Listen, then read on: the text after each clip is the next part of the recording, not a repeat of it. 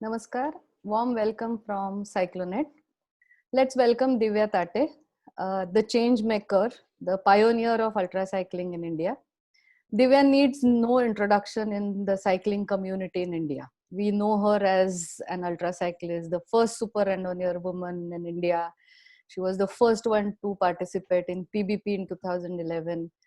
And we all know about her tremendous efforts for transforming the sport of cycling in India, the effort she takes to organize ultracycling events under the banner of ODAX India, Inspire India, then also her participation at international level in different capacities and how it has helped cycling community back in India. But whatever we see, all these things have been done in a very systematic way, very diligently over the years. So Divya believed in developing, I quote her words, as developing an ecosystem for cycling in India. So I'm very sure many cyclists would be willing to know more about details about the cycling events.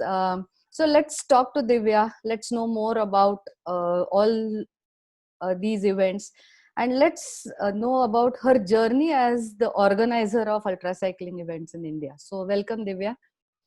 So the first Hi. thing, it's really amazing that you are giving a platform for the cyclists. So now we will talk about your passion as a ultra cyclist, your achievements. I have uh, mentioned some of them, and then what was the motivation behind in getting into organizing these events for Indian cyclists? Yeah. Thank you, Maithili, for having me, for hosting this chat and wanting to know more about my journey and the journey of ultra cycling in India as well. Um, yeah, I think I started cycling in '92 as an adult, and for me, a lot of things changed in the year 2009 or 10 with the start of BRMs in India. And in the first brevet that was conducted in India, I went as a participant. Mhm. I signed up because it was a challenge that I wanted to see whether I could manage to do.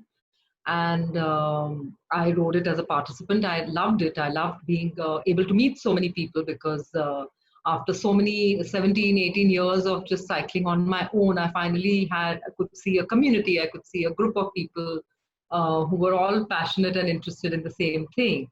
And that's how it started. And then I was asked if I would like to organize brevets in Pune by the person who introduced the BRMs. And I said, sure, let me, try. Till then, I had no background whatsoever in event management, I had no background in any of these, or any sports also for that matter. I cycled for my own joy and pleasure. And I didn't even ever, if I asked for company, it was one or two other people with whom I went. It was not even like I've tried to put a group together to do anything. So I had zero skills in that sense when I started off. Mhm. And the only thing was, I was very clear about the intention, which was to share my passion for cycling, share these events with other people who would like to do it. A part of the motivation was that way I would have company in doing these events as well, and I would share it with a group of people who were similarly, like-minded kind of and interested in doing long distance. And that was how it began. And I organized the first 400 and 600 BRMs in Pune, established Pune Randonneurs and started these. I just learned by just using common sense and a bare minimum sort of guidelines that were there. I actually created the guidelines for how to do these, how to do them safely, etc. And so the motivation was facilitation, which is still is, that has not changed. And then it grew because with Pune Randonneurs, we went into PVP in 2011, having conducted one SR series. So at that time, even doing one SR series was like more than enough. So we did one SR series, which I completed as a participant and an organizer. I mean, I organized, and basically it was more for my own participation and that close group that we had. Then after PVP 2011, there definitely was a jump in that desire to facilitate, because now having seen what a phenomenal event that was, and interacted with people from around the globe, all of us speaking different tongues, because we didn't have common languages also. They were really from all over the world, but the only common thing that all of us held was that we had all completed our Super Randonneur series. So we sort of there was a very strong common bind or thread, and we were all here to do that 1200 kilometers together. So then after PVP 2011, I started Audax India Randonneurs Foundation, this organization, which was very small scale at that time, to conduct brevis across the country. And that was how I sort of got drawn into this. And then I just learned whatever skills needed to be learned. I had been an architect in my previous life, and just applied some common sense, some way of systemizing and structuring this activity in a way that it could be then replicated by other people. So creating those systems, documenting those whatever I had created, to be able to look to me to ask what can we do ahead of this. And slowly it's become where that in this domain, my expertise in this domain of event management grew. Then we were doing races in Pune, for which I was the race director with Life Cycle, Nachiket and Ullas Joshi. Then Simon was also doing races, and I was involved in that as well. So that's how it just has grown into what has become now my full-time job. Okay. So Audax was Pune Randonneurs the first club under the auspices of Audax, and how has it grown now? I believe almost every city has this club. So Pune Randonneurs was the first events that were conducted under Pune Randonneurs was in 2010. The first brevis. Pune Randonneurs is the oldest club that is still conducting brevis, because the club that was started in Bombay, which held the first, they conducted only 2 or 3 events, and then they shut down for good. So they didn't stop conducting events after the first year. So Pune Randonneurs has been the only one that has continuously now for 10 years ho jayega abhi. Wow, that's amazing. Yeah, it's 2020, so it will be 10 years of Pune Randonneurs organizing brevis. Good. We should celebrate that. Yes, but there must be definitely, when you are growing, when any organization is growing, there would be some challenges also. So what do you think the challenges are, and how do you see the changes in the passion? Do you feel that there is a difference over a period of 10 years or so? Is it becoming too much of competitive? How do you look at this? I think no. So I'll just answer about how the growth of Audax India has been in the last 10 years.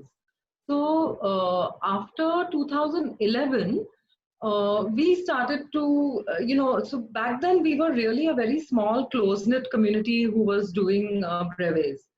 We knew each other personally. We connected through Facebook and then email, etc. And I handheld clubs in their journey of understanding how to conduct brevis in their own cities. And we grew, and so from 3 clubs in 2011, we have now grown to 80 clubs across the country. So 80 clubs across India are conducting, I know. And the number of people who, it's a popular format, because it is a format of riding that can be easily taken up by somebody who doesn't have a sporting or athletic background. So obviously, if you have a sports and athletic background, you will do much better. You will be faster and less, injuries, and less stress and less time if you have a sports background. But a middle-aged person who has not participated in any sports before can also take up brevets and go through a process of really challenging themselves a lot.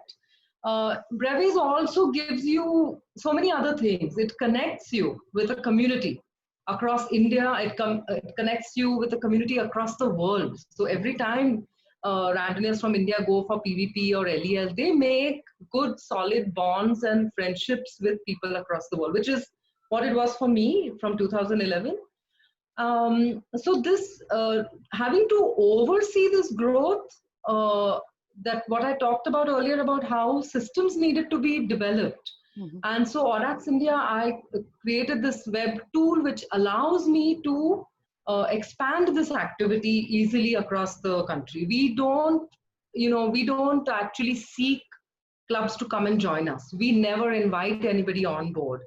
It's only through word of mouth that somebody does a brevet in one city, hears from somebody else about brevets being conducted. They came to know ये BRM क्या है, अच्छा 200-300 kilometre, अच्छा मेरे शहर में नहीं है, तो how can I do it? And so we allow them to find us. We don't go out inviting people to join us. And still it has grown because it is a popular format. So once they join us, we take them through this process of understanding how to conduct brevets. What I really like about all the ride representatives across the country who are a part of Audax India is that they all have that same motivation at heart, which is facilitation of this activity. We don't allow non-randonneurs to conduct brevets. So you have to be a randonneur. Your motivation has to be that I want to share this with other people in my city. That's the place from where our Ride Responsible comes. And I love that almost all the club organizers are essentially, this is what they are. They are facilitators of this activity across the country. And so coming back to one of the questions that you asked, which was what has been the challenge of running this organization? So the challenge, interestingly, is the same thing that looks like a really great thing, which is the growth of the organization. So in 2015 at PBP, I was given an award by Audax Club Parisien for having overseen the largest growth in any country. That was in 2015. It was very gratifying to have my work appreciated and on an international platform amongst my peers of randonneurs, super randonneurs from across the world. To be given that award was a very gratifying moment for me. And the thing is that from 2015 to 2019, the growth has been even more. So what happens with that growth is that it becomes challenging to ensure that the same standard is being maintained. It's like if you look at a pyramid, so the base is growing, and performers are going to be trickling upwards through this, and you need a big base of people doing this activity to see that pyramid rise upwards. But that base, educating that base, ensuring that everybody really understands what randonneering culture is about. They learn from each other about how to stay safe, how to perform better. It's been a challenge to oversee that growth in a nascent environment, in a community of people who don't know enough about cycling when they start doing brevets. They come from having not done any cycling in their adulthood to suddenly joining up for brevets, and then that whole process of their learning is what we oversee. Because Audax India, basically, what I even tell my clubs when they come for our seminars, and we do workshops on a regular basis in which we hands-on take the clubs through a process of understanding from every little aspect of brevet management and organization of these events. the main thing that we're doing here is what can be called quality assurance, in the sense that we are a part of an international organization, and what we want to ensure is that we conduct the brevets in India in the same way that they are conducted in the rest of the world. So that whoever stands and says that I'm a Audax India randonneer should be recognized as the same as a randonneer from anywhere else in the world. And that is a bit of a challenge because of various things of ensuring that everybody is actually interested in maintaining that high quality over here.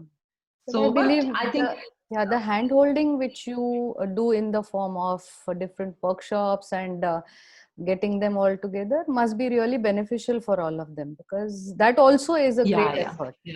They all need hand holding, and like you said, the main thread is the motivation and offering the similar things to your fellow cyclists. So that must be a great foundation for this. It's more about just sharing my learning and expertise over these years with people like myself who want to do the same in their own cities. But I can imagine how tremendous volume of work this must be, because when I see cyclists gathering at the start point for any brevet in Pune, that's really amazing. Tremendous efforts are put in. Right. Yeah. So I think Audax, how do you see Audax India on international platform? What is your take on it? So Audax India, internationally, we have a long way to go still. So when I said that, we are basically about quality insurance. So when we talk about brevets, there are certain parameters of brevets that are a part of they're sort of coded into these events, which is the distances, the time that we take to do the distances, and the rules which ensure that everybody does it in a fair manner without outside help, without any crew support. So it's in a self-supported manner. So these are some of the basic things which are coded into becoming a BRM. There's a whole lot of other things which make a BRM more or less challenging. And in India, we have certain restraints on our roads and our choice of routes that we can provide for BRMs to be challenging. So a large part of the country is forced to conduct brevets on roads which are not otherwise challenging. And this becomes an issue when you go abroad on an international platform. So like in PVP 2011 to 2019, it's been 8 years of growth. And one would have thought that there would have been enough evolution to have a better outcome in PVP 2019. So just to briefly tell you, 2011 we were 15 people, out of which only 2 people were able to successfully finish PVP in time. Then in 2015 we were approximately 60 people, and around 1/3, around 20 people or so finished on time, little over 35% or something. And in 2019, there were 300 people. Oh. So, 300 people from India at PVP. And one would have expected that you would see at least 1/3, at least 100 people should have been able to finish. Instead, what we had was only 40 people from India were able to finish successfully in time. And there are reasons for this though. And the reason for this, because I have been questioned, to be very honest, as the representative of this organization internationally, as a national representative who has been doing this for 8 years, of course I was asked, like, why is it such a bad outcome? I was in fact even asked, are we even doing brevets in India? Oh, okay. There was a moment of, oh my God. But it really is a gigantic gap that we are trying to cover up. So in 2020, in the 2010s till 20, we've covered a huge gap in the cycling ecosystem as compared with what happens in the Western world. We have closed the gap, but it's a long journey, and we still have a lot of time, because out of the 300 people who were there at PBP this year, a large number of them have never been outside the country, never exposed to that kind of food, never, these are not things that are directly even related to cycling. These are challenges of just being India. Yes. And then out of those 300, so few have been cycling for even 2 years. Most of them have just started cycling.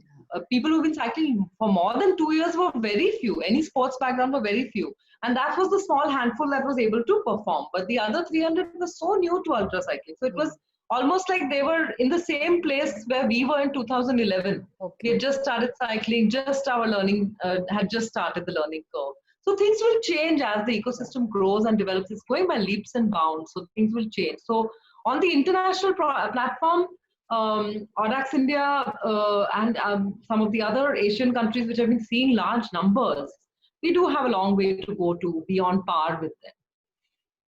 But at least I believe through this particular platform, now Indian cyclists are able to connect with the international platform, and we are able to see what is the target, where do we have to move forward to. Absolutely. So that's the motivation. Now, yeah. Very interestingly, I would like to know about how did you think of Inspire India, because that's I believe is the closest to your heart. So I think that international exposure, your performance at that stage on that platform, that must have been a motivation. And again, I see that all these interactions at international platform are giving inputs to develop and nurture the ecosystem back in India. So tell me more about Inspire India. Yeah. In 2012, I was asked to crew at Race Across America.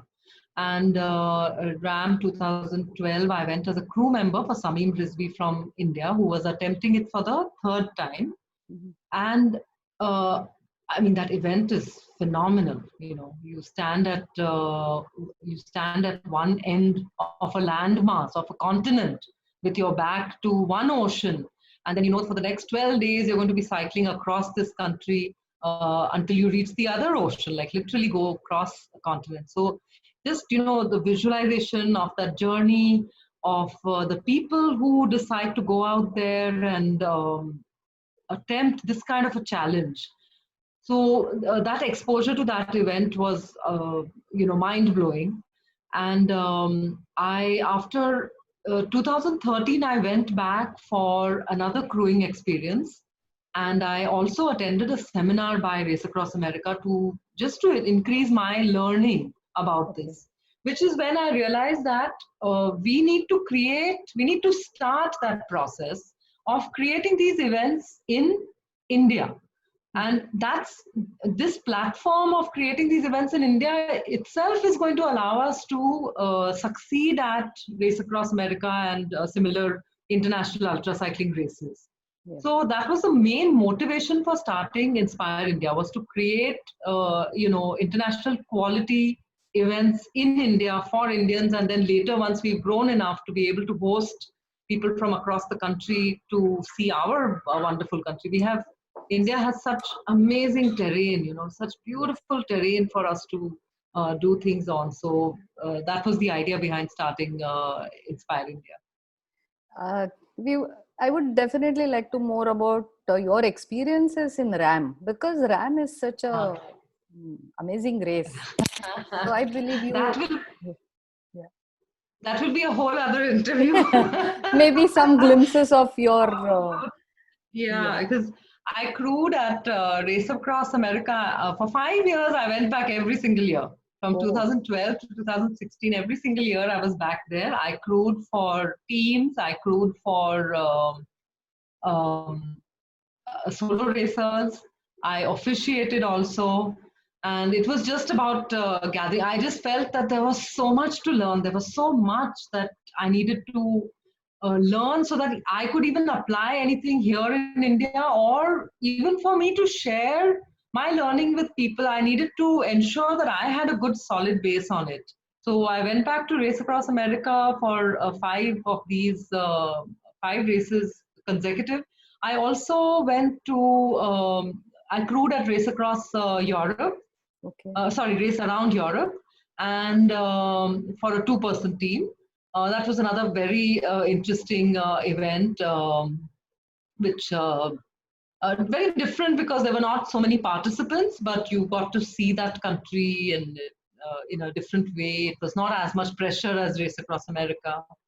And I also crewed, I was a crew chief for Race Around Austria 2 years, once for a solo racer, once for Team Inspire India, actually, with Bharat and Darshan. And both, so all these experiences were about putting together, or rather increasing my domain knowledge so I could apply it to ensure that my races here are on the same standard as the other events. Okay, so I think your experience at international level under the banner of Audax, and then you starting Inspire India. So could you now talk about races you conduct under the auspices of Inspire India? Sure. So I started, the first race that I put up is called the Deccan Cliffhanger. And I love that name also. That name also came out. And actually all the races that I have put up, the names of the races are directly connected with the geographic terrain that we go through. So the Deccan Cliffhanger basically is, we start at the Deccan, and of course we end in the Konkan in Goa. But we try and expose our racers to as much of the Sahyadris and the cliffs, the basalt cliffs of the Sahyadris. So the route, the name, the design of the whole event go together to making that race what it is. And the Deccan Cliffhanger was started in 2014. We've conducted 7 events so far. We start from Pune. It's a 640 kilometer race. It's what is called in the ultra racing world, this would be called a non-stop race, because it's a little more than a day, and generally racers, crew, nobody's taking any large halts anywhere. You're just, it's 30 to 32 hours to finish the 640 kilometers. So there isn't any time really to take a big break in it, as you know.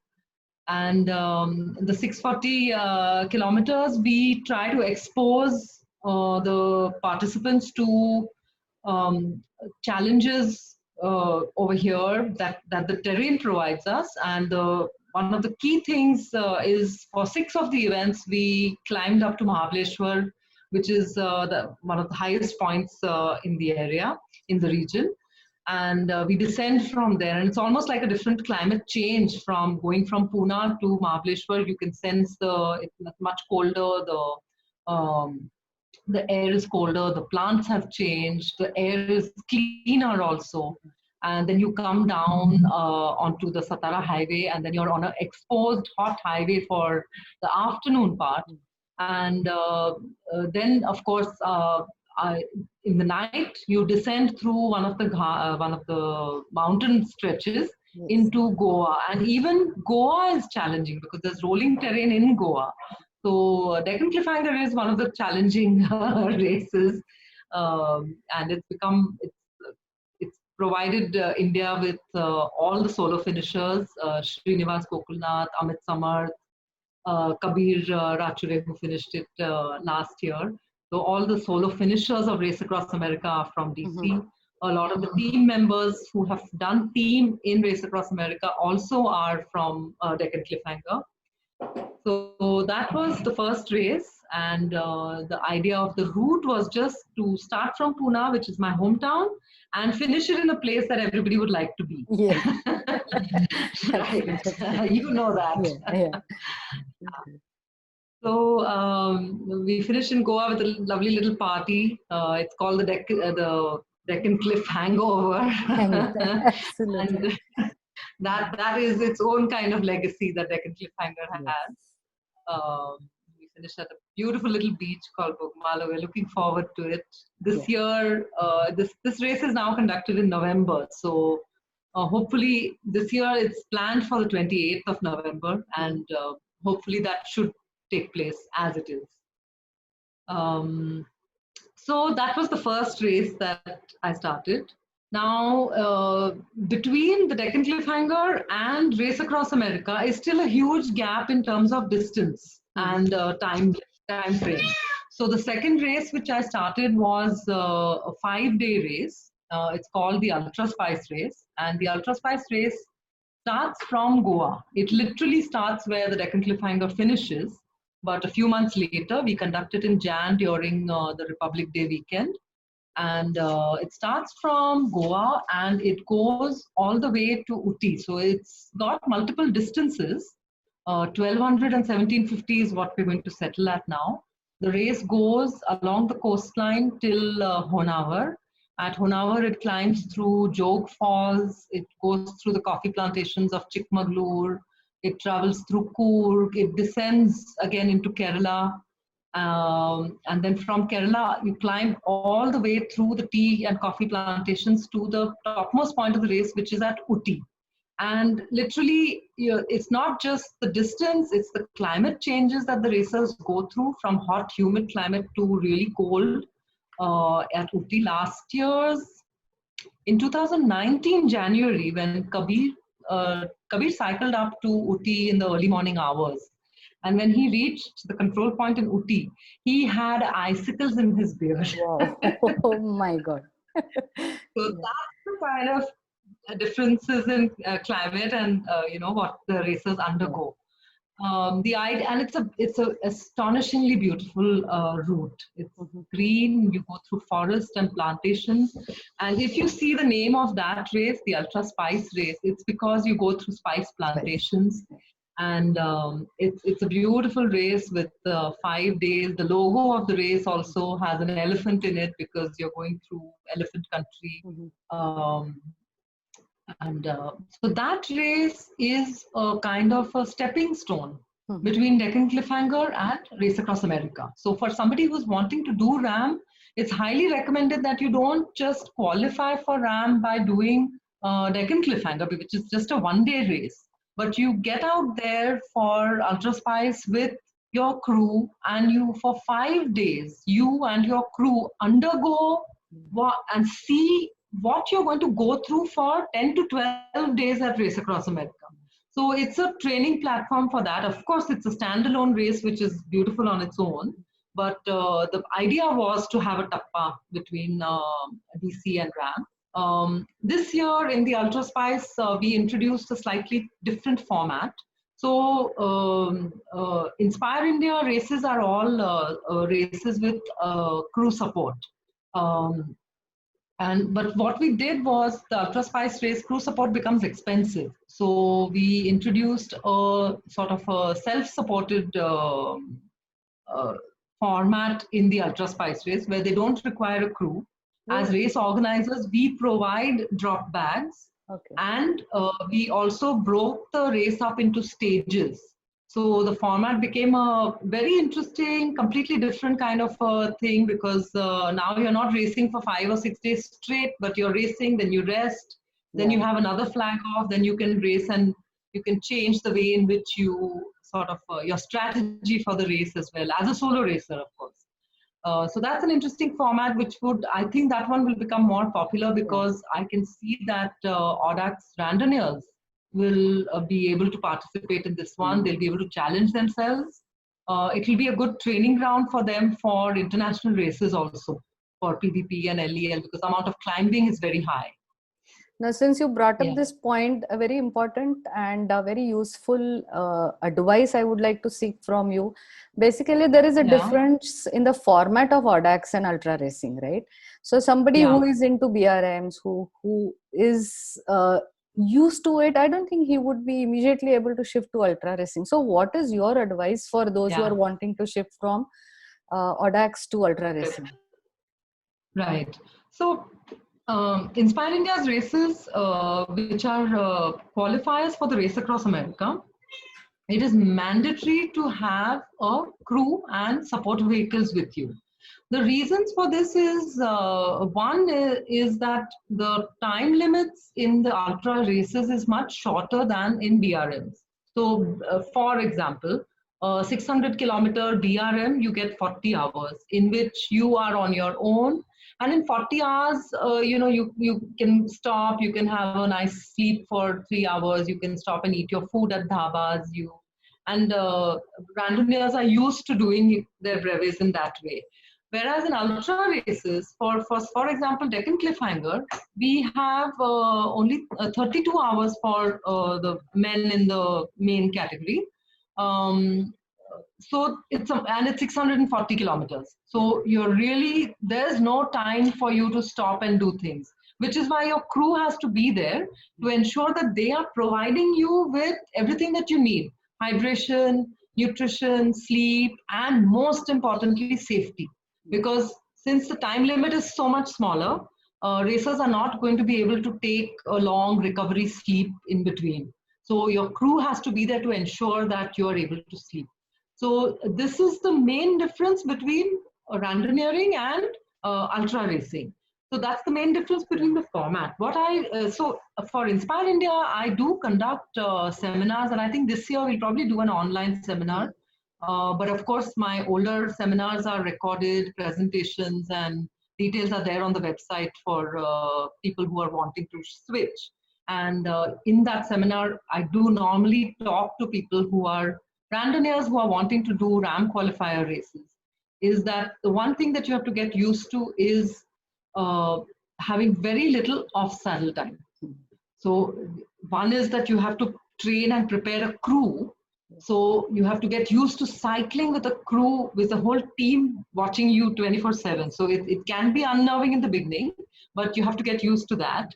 And you also have to allow yourself to sort of give in to their, it's literally like a parenting kind of relationship. So you have to accept that they are going to parent you through this. Absolutely. But what you have to remember is that you're not going to get much off saddle time. You'll get very little time to put your feet off get your feet off the bike and do anything.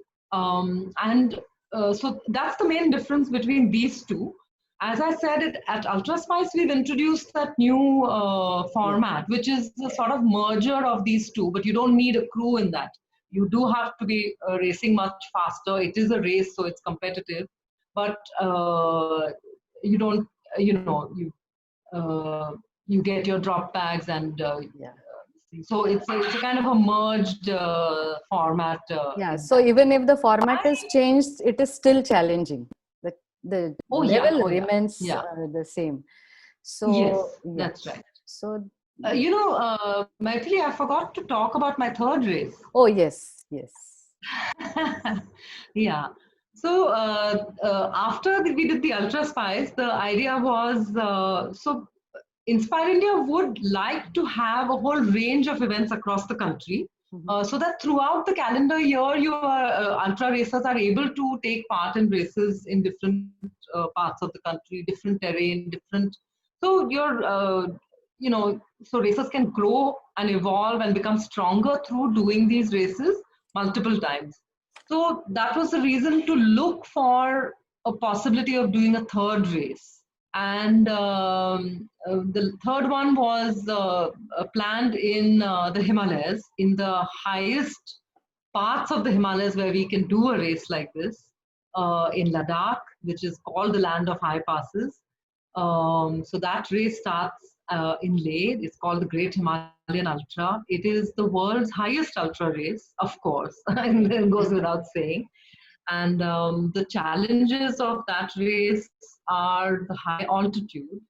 You're already at 10,000 plus, and oxygen levels are much low, even at the start point.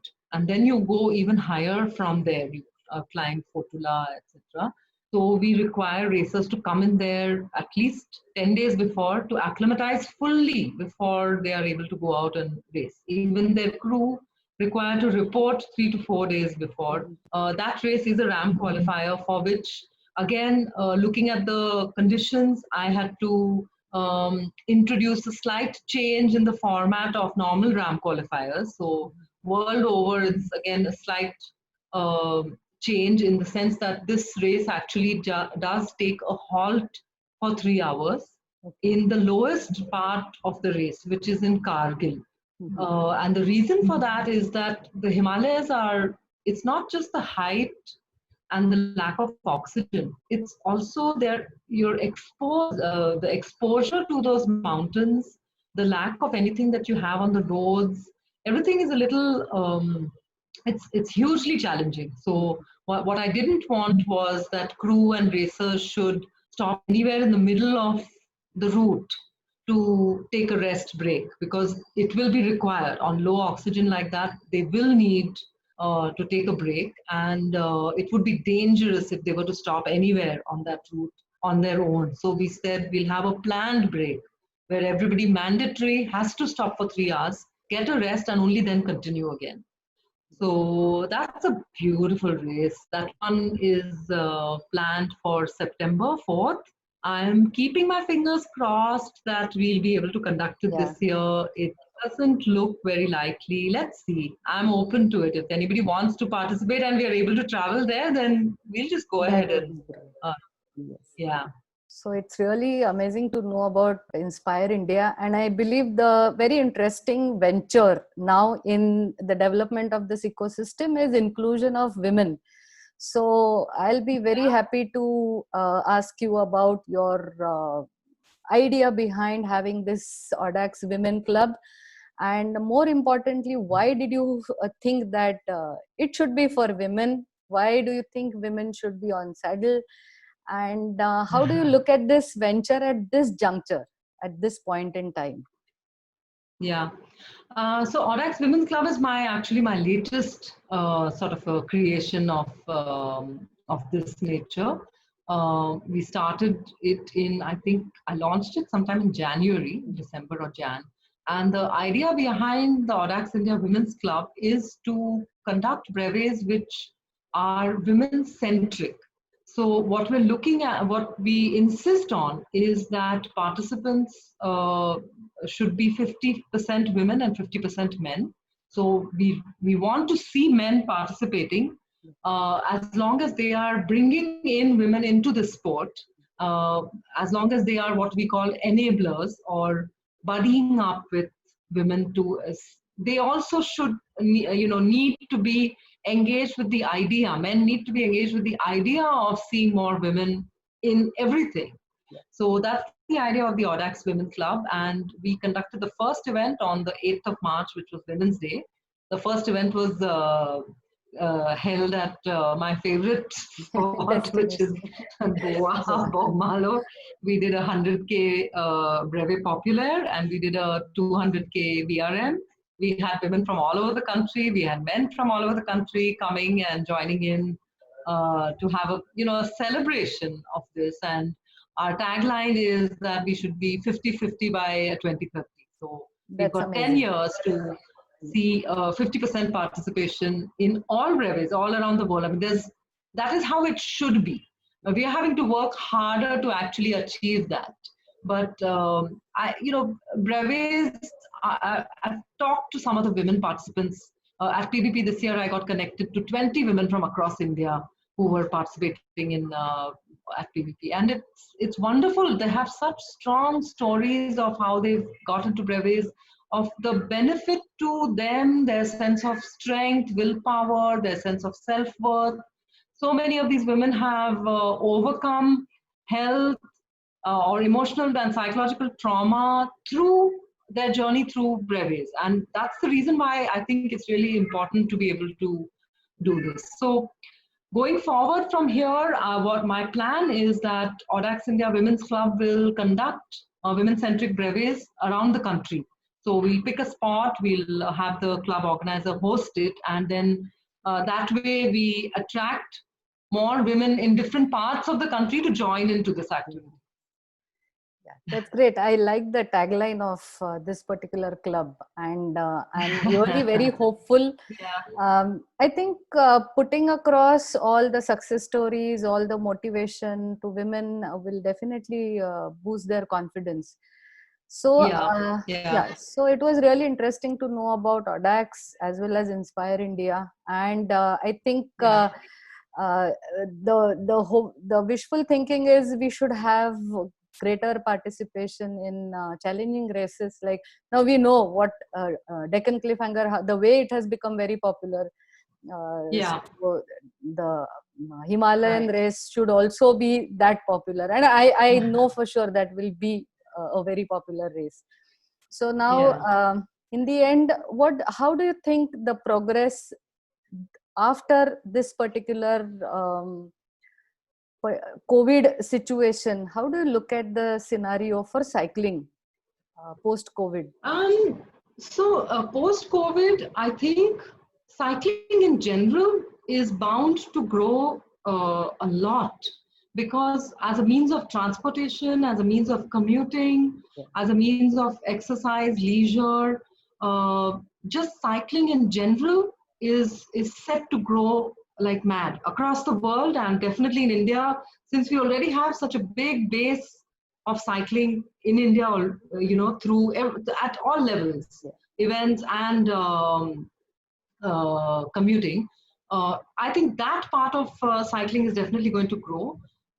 Events, I think, for a while will be set back a bit. So Audax India has not been able to conduct brevis since March, and as I see, this will continue for another couple of months.